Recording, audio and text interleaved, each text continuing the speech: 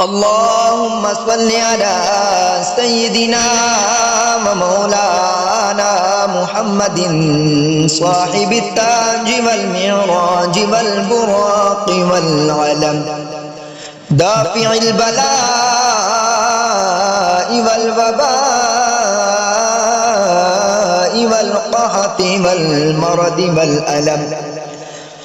اسمه مكتوب مرفوع مشفوع منقوش في اللوح والقلم.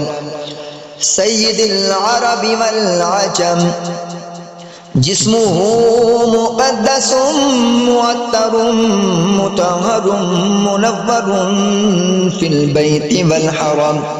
شمس الضحى بدر الدجى صدر العلا نور الهدى كافي الورى مصباح الظلم. جميل الشيم شفيع الأمم صاحب الجود والكرم. والله عاصمه وجبريل خادمه والبراق مركبه والمعراج سفره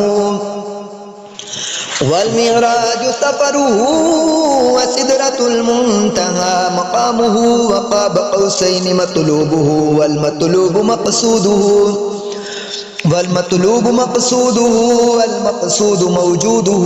سيد المرسلين خاتم النبيين شفيع المذنبين أنيس الغريبين رحمة للعالمين راحة العاشقين مراد المشتاقين شمس العارفين سراج السالكين مصباح المقربين محب الفقراء والغرباء والمساكين.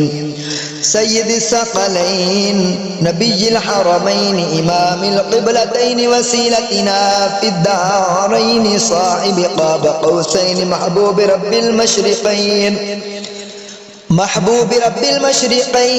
ورب المغربين جد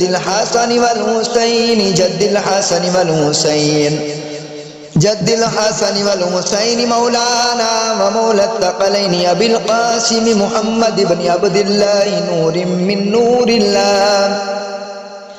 يا أيها المشتاقون بنور جماله بلغ العلا بكماله كشف الدجى بجماله حسن جميع خصاله. صلوا عليه وآله وسلموا تسليما كثيرا.